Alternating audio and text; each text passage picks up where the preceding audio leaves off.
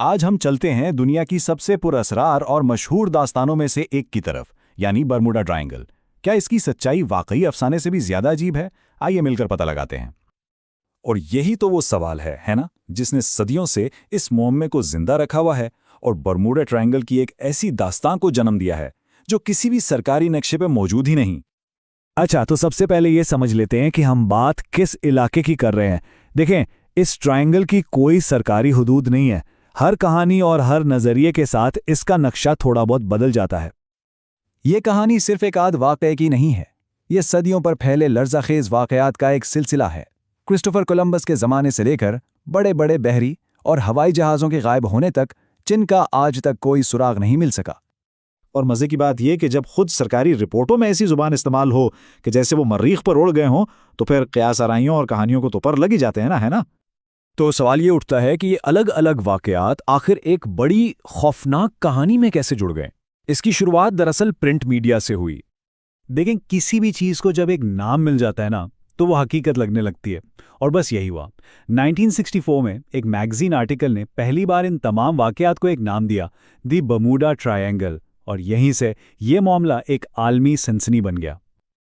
और फिर तो जैसे इस ख्याल को पर लग गए।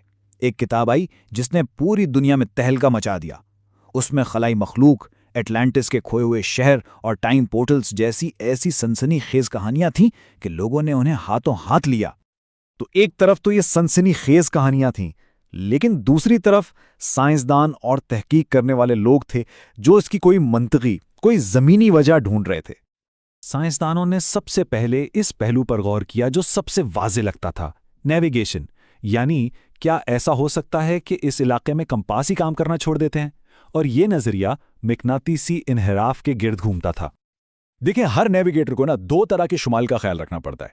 एक हकीकी शुमाल जो कि फिक्स्ड है, और दूसरा मैग्नेटिक शुमाल जिधर कंपास की सुई इशारा करती है।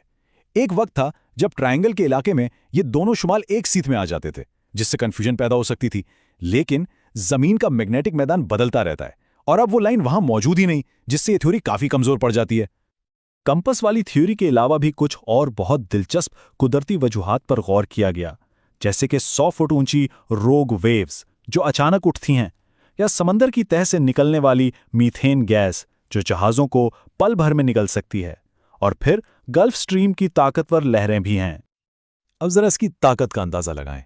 गल्फ स्ट्रीम की रवानी अमेज़न दरिया से 300 गुना ज्यादा तेज है। ये इतनी ताकतवर है कि किसी भी जहाज को इसके रास्ते से मीलों दूर भटका सकती है, और अगर कोई हादसा हो तो इसका मलबा भी पल भर में बहा कर ले जा सकती है। तो ये सारी थियरी सुनने में तो बहुत मंतिकी लगती हैं, लेकिन एक मसला है। इनमें से किसी भी थियरी को बरमूडा ट्रायंगल के किसी मखसूस वाक़े के साथ हतमी तौर पर जोड़ने का कोई ठोस सबूत आज तक नहीं मिला। ये सब सिर्फ इम्कानात हैं। तो अच्छा, हमने कहानियां भी सुन लीं, साइंसी नज़रियात भी देख लिए। अब क्या हो अगर हम इन सब को एक तरफ रखकर सिर्फ और सिर्फ आदाद और शुमार यानी डेटा को देखें? और यही वो सबसे बुनियादी सवाल है जिसका जवाब इस सारे मुआम्मे को हल कर देगा। क्या ये इलाका वाकई बाकी समंदरों से ज़्यादा खतरनाक है भी या नहीं? तो लॉयड्स लिस्ट, जो कि शिपिंग इंडस्ट्री का एक बहुत बड़ा नाम है, उनके 2021 के डेटा के मुताबिक इस इलाके से गुजरने वाले 8,634 जहाज़ों में से सिर्फ 2 के साथ कोई हादसा पेश आया।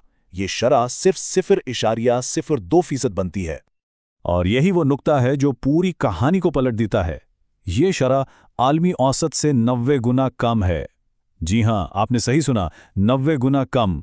यानी आदादो शुमार के मुताबिक ये जगह दरअसल दुनिया की महफूज तरीन समुद्री गुजरगाहों में से एक है।